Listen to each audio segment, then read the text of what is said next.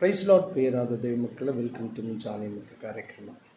ದೇವರ ಮಕ್ಕಳ ಇವತ್ತು ಮುಂಜಾನೆ ಮತ್ತಿಗೋಸ್ಕರವಾಗಿ ದೇವರ ವಾಕ್ಯದಿಂದ ದೇವರು ಕೀರ್ತನೆ 91ನೇ ಅಧ್ಯಾಯ 14ನೇ ವಾಕ್ಯದಲ್ಲಿ ಆತನಿಗೆ ವಾಗ್ದಾನ ಮಾಡಿದ್ದಾನೆ. ಅವನು ನನ್ನಲ್ಲಿ ಆಸಕ್ತನಾಗಿರುವುದರಿಂದ ಅವನನ್ನು ರಕ್ಷಿಸುವನು, ನನ್ನ ನಾಮವನ್ನು ಅರಿತವನಾಗಿರುವುದರಿಂದ ಅವರನ್ನು ಉದ್ಧರಿಸುವನು. ಇವತ್ತು ನಿಜವಾಗಿ ದೇವರನ್ನು ಅರಿತುಕೊಳ್ಳುವುದಕ್ಕೆ ಪ್ರತಿದಿನವೂ ಕೂಡ ನಾವು ಪ್ರಯಾಸ ಪಡ್ತಾ ಇದ್ದೇವೆ.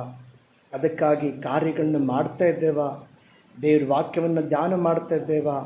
ದೇವರ ಹಾಡುಗಳ ಮೂಲಕವಾಗಿ ಆತನ ಗುಣ, ಆತನ ಸ್ವಭಾವ, ಆತನ ಚಿತ್ತ, ಆತನ ಆಸೆ, ಆತನ ಬಯಕೆ ಏನೆಂಬುದನ್ನು ನಾವು ತಿಳಿದುಕೊಳ್ತಾ ಇದ್ದೇವಾ ಎಂಬುದಾಗಿ ಒಂದು ಸಾರಿ ಪರೀಕ್ಷೆ ಮಾಡಿಕೊಳ್ಳಿ.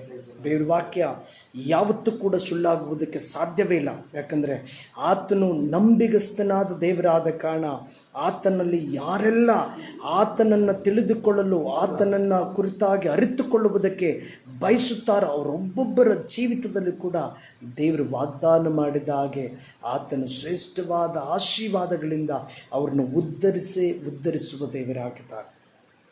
ಅದಕ್ಕೆ ಬೆಸ್ಟ್ ಉದಾಹರಣೆ ಆತನನ್ನು ಪ್ರೀತಿಸಿದ ದಾವೀದನನ್ನು ಸಾಧಾರಣವಾದ ಸ್ಥಿತಿಯಿಂದ ಉನ್ನತವಾದ ಸ್ಥಾನಕ್ಕೆ, ಅಥವಾ ಆ ಬಾಬೆಲ್ ದೇಶಕ್ಕೆ ಗುಲಾಮನಾಗಿ ಸೆರೆಯಾಳಾಗಿ ತೆಗೆದುಕೊಂಡ ವ್ಯಕ್ತಿ, ಅವನು ಆ ಸೆರೆಮನೆಯಿಂದ ಅರಮನೆಯ ಅರಸನ ಶ್ರೇಷ್ಠನಾದ ಮಂತ್ರಿಯಾಗಿ ಬದಲಾಗಿರುವಂಥ ದಾನಿಯರನ್ನ ಕುರಿತಾಗಿ ನಾವು ನೋಡ್ಬೋದು. ಹಾಗಾಗಿ ದಯವಿಟ್ಟು ಒಬ್ಬೊಬ್ಬರಿಗೂ ಕೂಡ ದೇವರನ್ನ ಕುರಿತಾಗಿ ಅರಿತುಕೊಳ್ಳುವುದಕ್ಕೆ, ತಿಳಿದು ಆತನನ್ನು ಮಹಿಮೆಪಡಿಸುವುದಕ್ಕೆ ತವಕ ಪಡ್ರಿ.